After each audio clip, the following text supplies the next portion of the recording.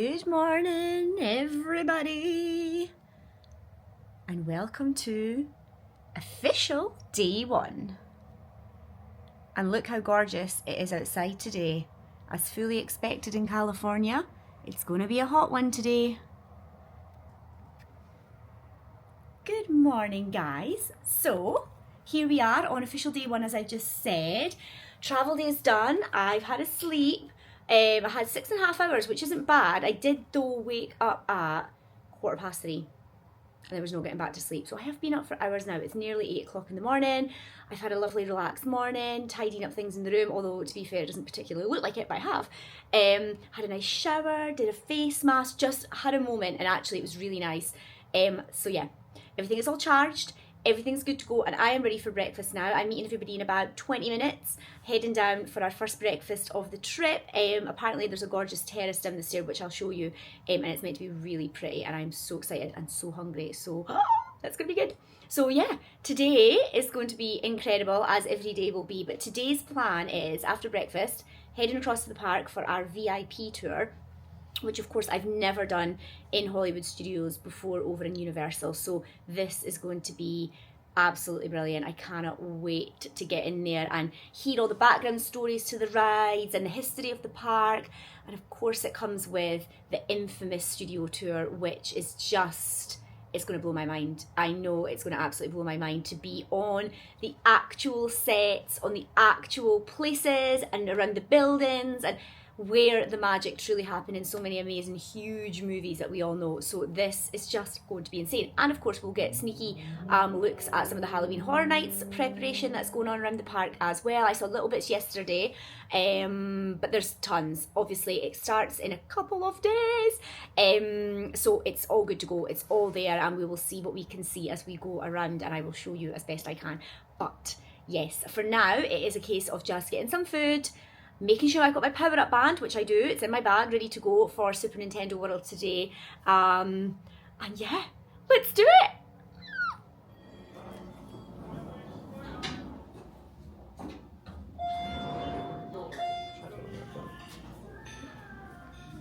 Breakfast time! How gorgeous this is. When? We were still quite high. At what point? Yeah. I was like, because I didn't feel the plane getting lower. I was like, any minute now we're going to suddenly are we just drop. going to... So this is the terrace area where you can come out and have breakfast outside. You can sit in too if you want, if it's too hot, but it's lovely this morning. It's warm, there's a cool breeze in the air, and it's right by the pool. Look at this. So pretty. And my room is somewhere away up there. How nice though. It's so relaxing before a busy day at the park. Got a cheeky little minion up there. And now on to the hill climb.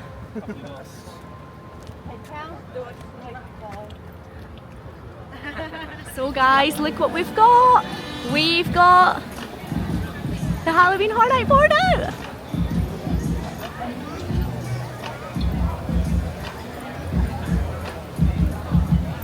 Now this wasn't even here last night, so this is just up.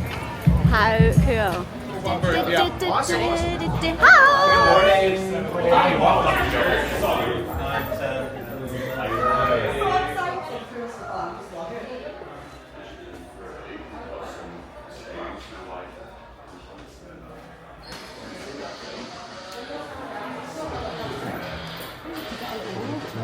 You get all the water, and yeah, grab a water.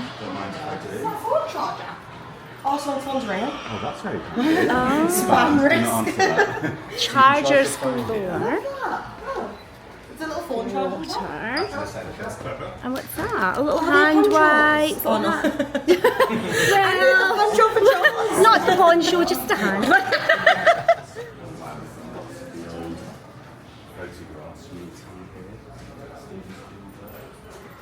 Ooh, look. Okay, This is very, very cool. So there's some refreshments in here, some drinks. What have we got? Grapefruit juice, cranberry juice, orange juice, and some bits and bobs. Oh, tea and coffee. Lovely. Oh, and then over here, there's fruit, and there's some porridge, some pastries. Amazing. Amazing. Let's have a little peek out here. Let's have a little look. Oh, pretty. Look at that. What can we see? Oh, it's quite deep to like. So look, there's the way in. And then there. Oh, it's so pretty, isn't it? She does look gorgeous. A chair in Hollywood, but not a chair in Orlando. Look at that. Oh, she's got her dresses, look. Her job is just to sit there. Ooh. Yeah, now that I could do that job. I could just sit there. She is the Hollywood star. Cute. Yeah. Oh, is that the Chucky bar? Yeah, that's what we saw yesterday, the Chucky bar. Oh, there's Hello Kitty. Yes, the epic thing. Hollywood when they bring the actors out, love it. Morning. Where are you from? Scotland. The UK is The UK, welcome Which UK. part of the UK? Scotland. Everyone. Scotland, UK, VIPs, lots of lettuce. Okay, let's go. Are you impressed that I know that? Because I went to school in America. We don't know anything. Look at this.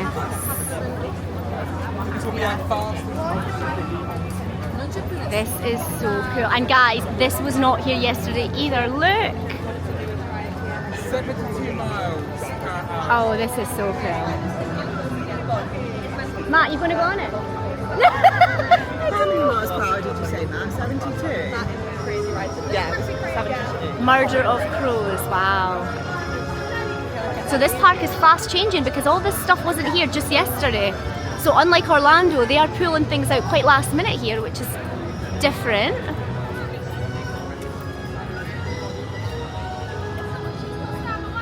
Oh, look at the eggs.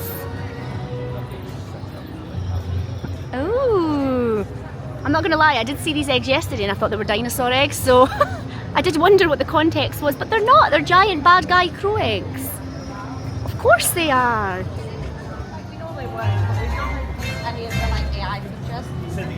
Springfield is so much more immersive here than in Orlando. I mean, don't get me wrong, love it in Orlando. But this is like actually a proper land as opposed to just, you know, kind of the ride and a few games.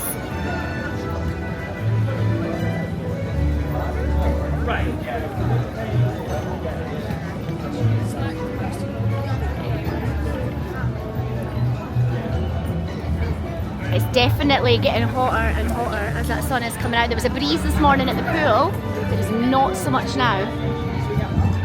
Beautiful! Springfield!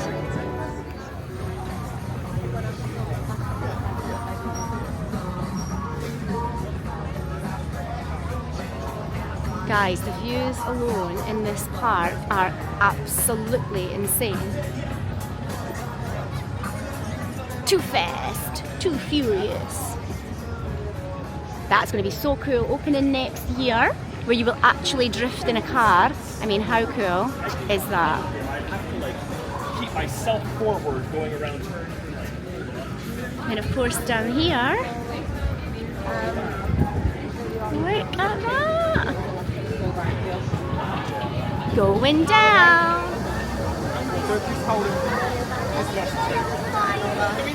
So we've come down and we are now outside Jurassic World, and over there is a baby dinosaur. I just got wet off of something.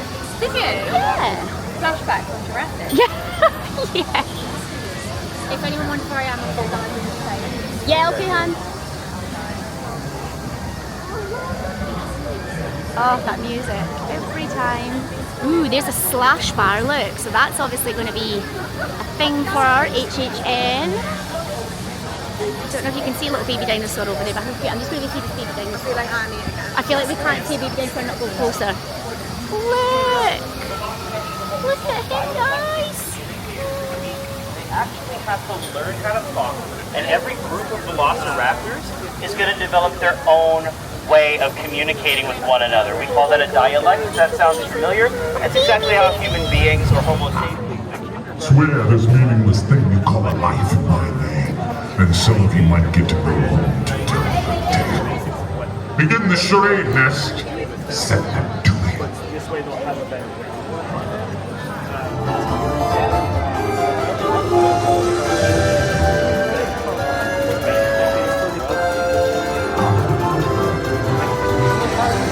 There he is! Start a pose! Busy mate. Oh, there he is! Guys, he's here! There he is! Oh!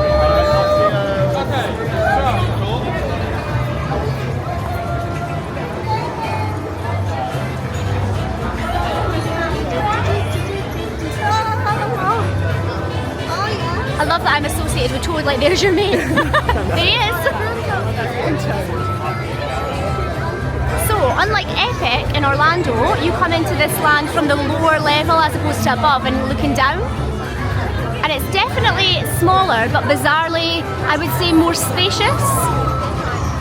So there's definitely pros and cons to both of which I absolutely love. Oh, there's Princess Peach! Yay!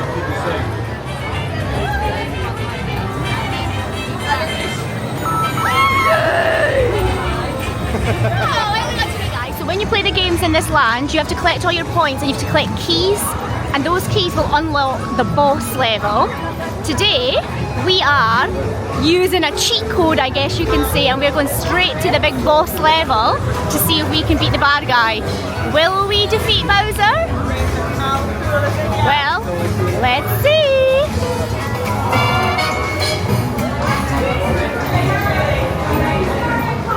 Ooh. Look at him. Oh. Oh. I remember trying to beat that thing in the actual game.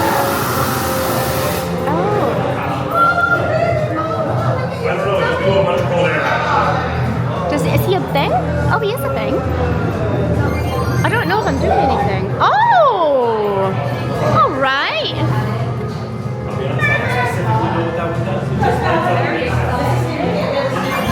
Oh! I just kind of... Oh! Oh, okay. Showdown with Bowser Jr. When bombs are tossed at you, use your arms to swat them away. Got it? Swat bombs away. When bullet bills fly.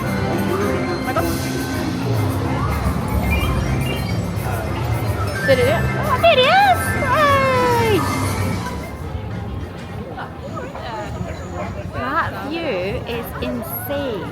And then right behind there's a building that looks like a sea creator behind it. If you're on Jurassic World with a poncho and got drenched still, do not ask. I was not prepared for the first splash, which happens really quick. We then went on the Mummy, which is completely different from Orlando. I would say much shorter, I think way more intense, loved it. And now we are heading into the Water World show, which I'm really looking forward to, completely different from anything in Orlando. So let's go in and take a look.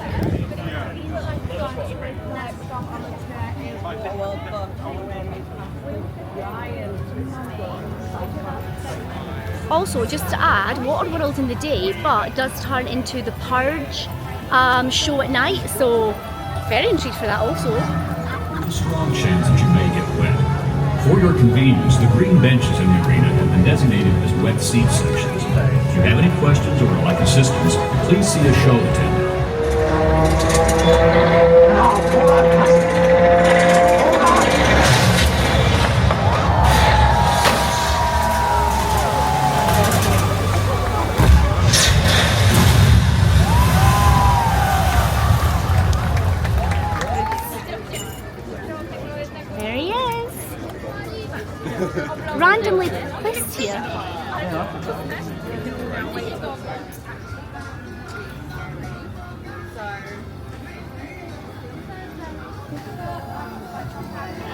This is Riv. Hi. Guys, Mel's dying. Driving, but we're going to call it dying for the event. But it's a very different Mel's driving from Orlando, but love to see that it's here. Oh, we are in France. Francais lunch.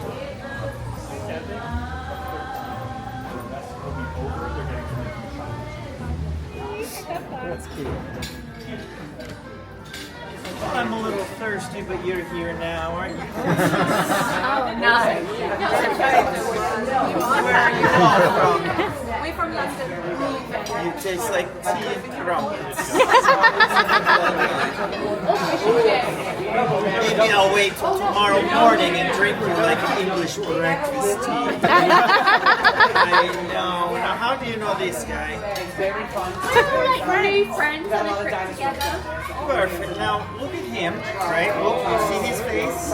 Look up there. That's what he looks like during the full moon. This one right here. Perfect. How are you over there, Wood? You all look so tasty. I think they brought the buffet for vampires right here. Excellent. Well, finish. Uh-oh. You're drinking Coke Zero. That might be the amount of time you have left. Oh no. Don't worry, she's joining you. Look what she's drinking. Diet Coke. Begins with the word die. You know, that's how we get around. I like that. You know, what's your Shauna. Guys, so we are now on the lunch of the VIP tour and I really want to show you the food because it's incredible. So it's in the Moulin Rouge restaurant and it's actually quite spooky in here. We've just met Dracula. It's brilliant. So I'm going to show you the food anyway. It's an amazing selection. We've already eaten. It's so nice. Let me show you what you can get. So yeah, spooky. So we've got some salads, pasta salads, some nice fresh fruit, which I might come and get some in a minute. And then we've got some meats and cheeses, and look at those prawns. Wow. Sushi, and then we move around and we have got, look, he's not had very much to eat. Some potatoes, these were delicious. Sprouts. We've got some garlic potato puree, and this was probably my favourite combo. Delicious. Lovely veg. We've got some blackened cod, mac and cheese. There were chicken tenders here, so they'll be back. Oh no, I'm telling a lie. That's down there. Got some rice and curry, chicken. And down here we've got, look how cute they are, mango panna cottas, little VIP cookies, so cute. I really fancy trying a little lemon meringue tart. You've got warm chocolate chip cookies, ice cream, sauces, Nutella crepes, banana bread pudding. Oh my goodness. Wow. Gorgeous. Delicious.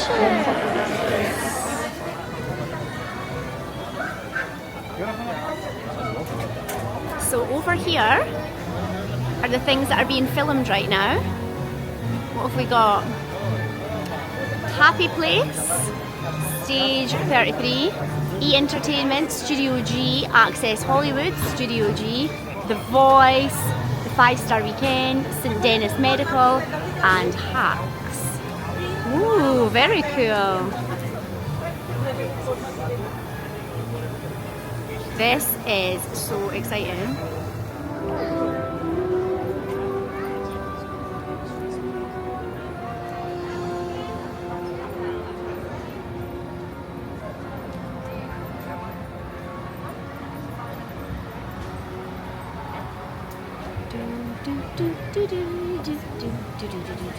This one, no shortage of time. I'm going to be too wee if I'm not to see over everybody. Oh, this is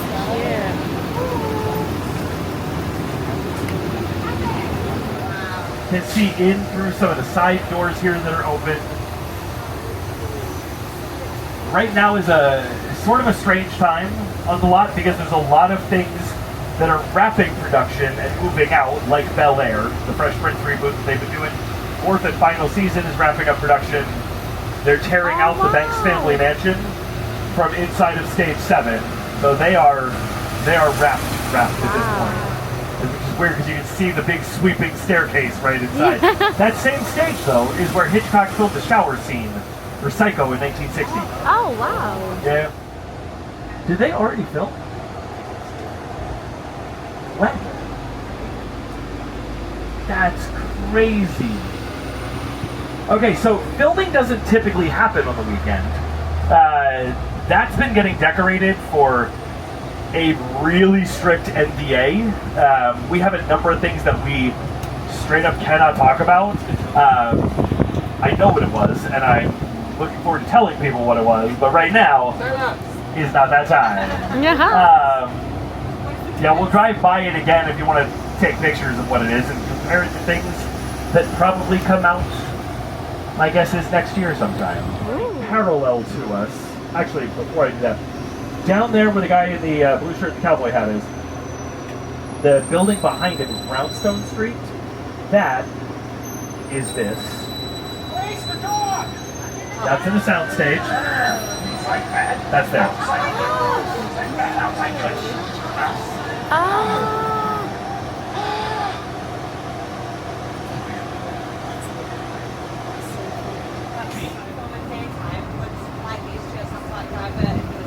From that section, no matter what, we have to drive by there. So they've done shoots out there where they will build, and the same thing's true for the western sets that we'll go through in a bit. They build giant extra walls that are on wheels for them to just slide in and out. Then they paint them with brighter highlighting, darker shadowing. Makes it look like you catch sharks in this lake, is what it is. If you guys want to be able to slide over a little, that's okay. If you want to slide over the other side there.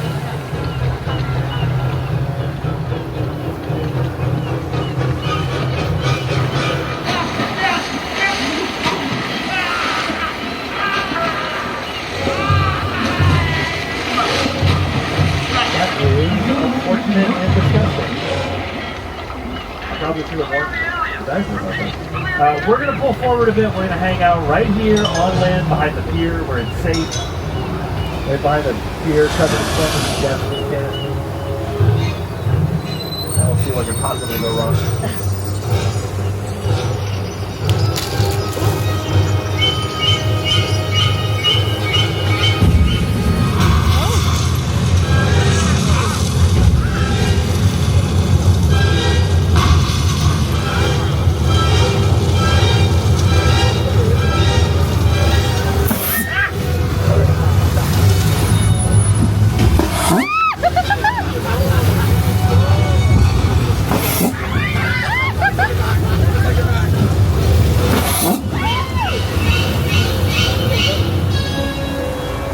That is Bruce the Shark. It did mean no one went to the beach. Left side, this is our weather effects stage. Thunder and lightning. It'll show you how we create a weather effect for film. Come here, girl. Hey, man.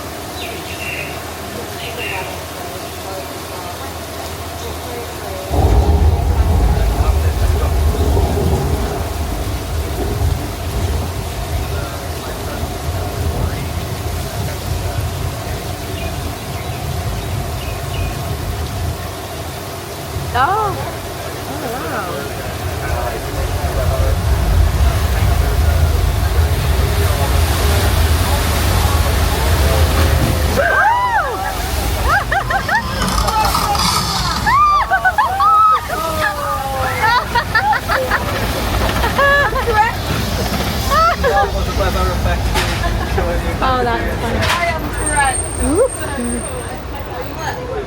Oh, that's fun.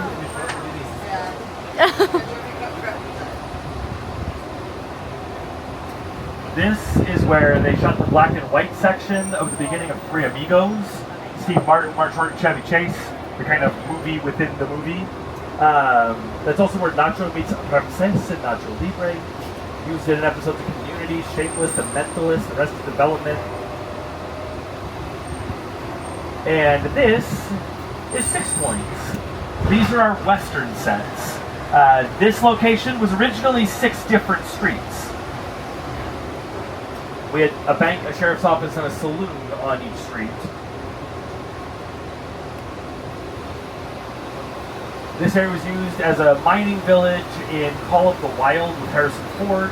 It's 1906 Australia in Saving Mr. Banks, about the making of Mary Poppins, and then it is in about 40 minutes of Once Upon a Time in Hollywood with Pitt and DiCaprio, Tarantino movie. They were here for 4 months, and we couldn't talk about it for that time or for a year following. Yeah, which got real tricky because on this corner, the car they drive in the movie was Pitt and DiCaprio for about a week and a half straight, just sitting there, waving at people as we drove by.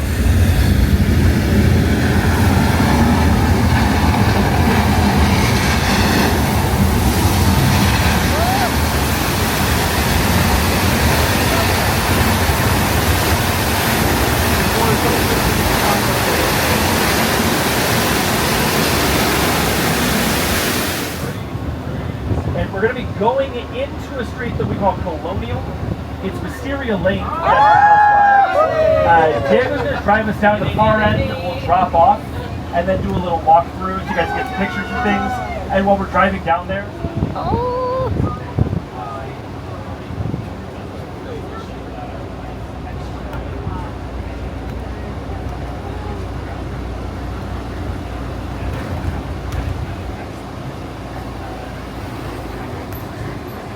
Squirrel. Hello, little squirrel. Oh, another one. Oh, Wisteria Lane has lots of squirrels. I'm like, Susan's house. God, this is amazing. I wish this was real and we could live in this. I'm also, there's a few on my list. I want to see that Waterworld one. I need like, where's like the most iconic bit of it? Do you think, like, Well, I feel like I'm obsessed with the fact that I am right now on Wisteria Lane. This is unbelievable. This is just the coolest thing. Can't believe it. I love this show so much and I'm on it.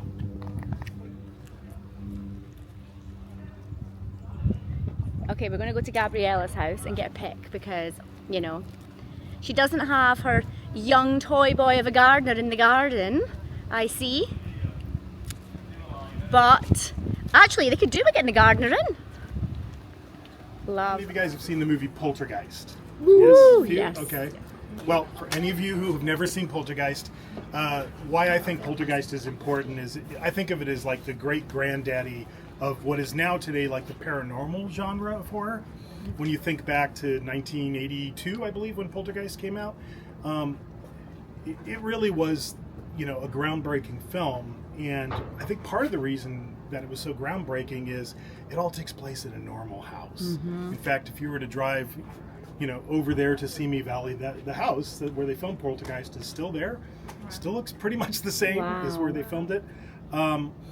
We did this house originally in 2018, and we're bringing it back as kind of a fan favorite this year. When I was doing it originally, you guys kind of know about the Poltergeist, the supposed curse on the movie and all that, right? Which, you know, but, you know, Carol Ann, Heather Rourke played Carol Ann. I couldn't use her voice when I was doing it originally, and I remember that being like a bit of a panic because I was like, where am I going to find a 5-year-old girl who could do this? And then I realized I had one. So back, God, in 2018, I took my 5-year-old daughter Isabella into a recording studio in Ireland and had her voice Carol Ann for Poltergeist. She did like a whole hour-long, you know, session. Wow. Probably could never get her to do that today because she's 12 now, but she's coming this year, so she's going to get to see it. She's getting residuals. Wow, look at So that. here, when people come in, I'll wait till we get everybody. Flashback to the 1980s. Obviously, it was different from the Orlando. Yeah, that's pretty typical. Like we try to, any properties that we share, kind of coast to coast, we always get together and collaborate on kind of like the overall theme, what it is we're wanting to do, mostly for marketing. But there inherently is always differences coast to coast. Part of it is just the physical spaces we occupy are pretty different. But I always think that's a cool thing. In fact, I was just speaking at a convention a few weeks back with Mike Aiello, who's my counterpart in Orlando, and we were talking about, how in Poltergeist, the most famous line, "We're here." It's Carol Ann with her hands against the television set with the static, and you start to get the sense that something's wrong. When we leave here, we're going to go through a little hallway, and it's pitch dark, and we kind of have a giant representation of the television, because there's a moment in the movie, and this, of course, movie was made pre-computer animation, so it's an optical effect in the movie, but she reaches out her hand, and like a hand comes out of the TV, but it's static. We do that live, so as you're walking towards this giant TV with static, this hand comes through the screen and tries to grab it. When I did this the first time, this is the scene where there's a character in Poltergeist, his name's Marty.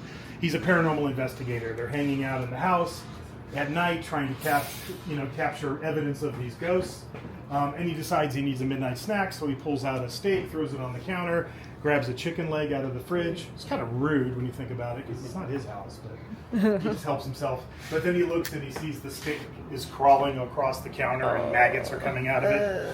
So this is an automated effect. When you come through during the performance, you'll see the snake crawling back and forth across the counter. When I did this originally, that was it. And I kind of realized after the fact, I was like, wow, this is a really big scene. And there's no performers in here at all. So we added Marty this time with his little maggoty chicken leg. So he's freaking out looking at the steak, and he's, holding a maggoty chicken leg in front of you. They still get me, yeah. Even though I designed it and I know where everything is, they still are, they kind of take pride. Yeah, I bet they try extra hard to get you. Yeah. You can sketch on the nose. Yeah, the tree is very cool. Yeah, so this is the scene where a storm's coming, Robbie's in bed, his dad has told him if he counts, he could tell whether the storm is getting closer or moving away. So you hear him going 1001, 1002, big thunderclap, and as it gets more frequent, this big tree branch crashes through the window. So this is a puppeted effect.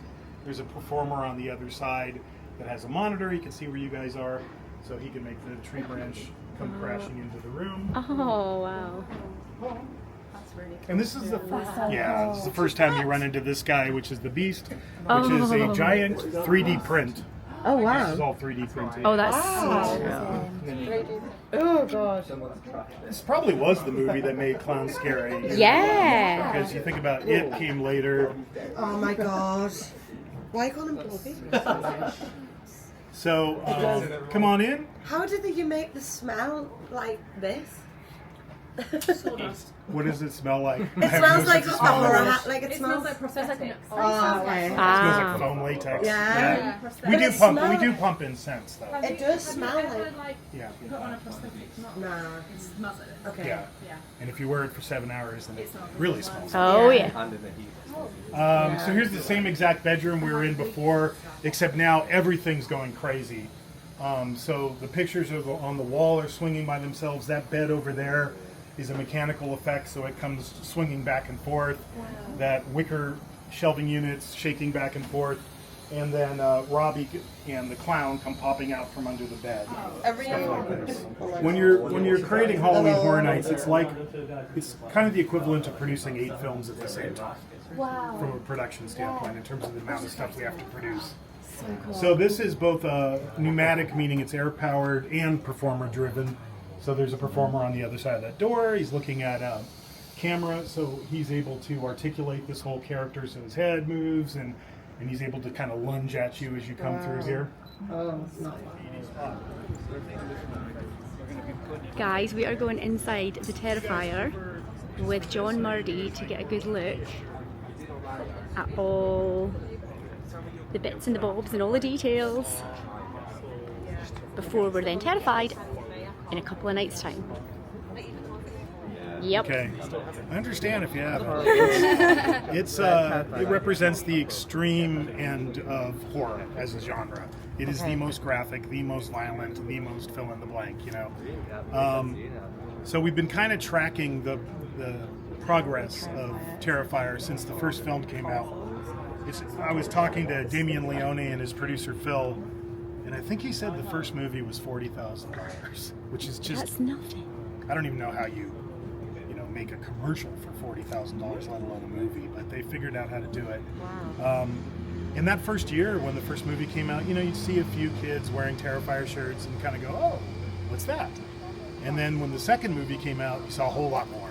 And then you started seeing, pops of Art the Clown and the merchandise starting to roll out. And that's when we kind of were like, wow, okay, this thing is starting to take off. By the time the third movie came out, it's amazing to think that it blew the Joker part deux, destroyed it out of the water, And that's when I was like, okay, now this has gone mainstream now.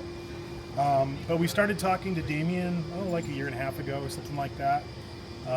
He hadn't been to Horror Nights, so it was kind of an all new adventure for him. What I loved about working with Damien is he said something that we always hope our people we work with will say. He's like, you guys are the experts. So it was more about picking his brain about, not literally, about you when you come through the curtain. Yeah. Oh, you're joking me. Look at the wet mouth. It literally looks wet.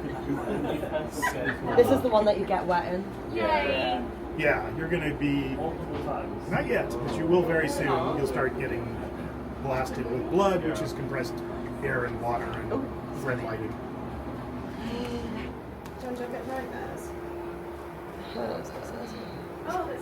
The nightmares are coming. Oh, and there's pushes this dude through and you get showered with what you think is blood. Oh, really? So this is the bit where you get wet? Wow.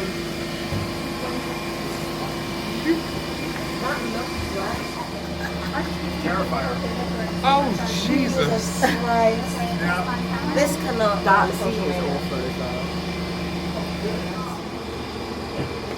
That would be Damien Leone. Everybody's Terrifier. Now the most horrific kill in the second Terrifier movie is Allie's death.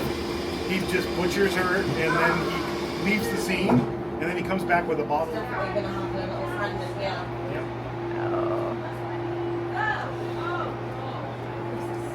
That's amazing. the noises that we're all making in the daylight.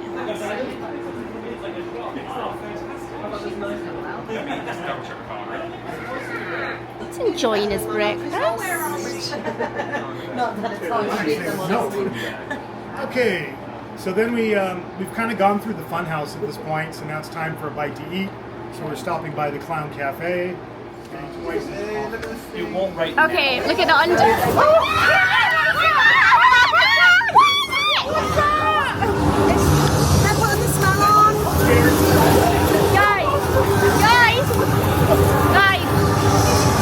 look at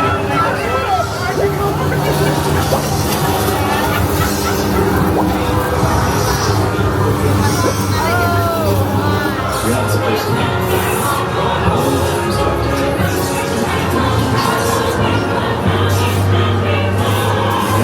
to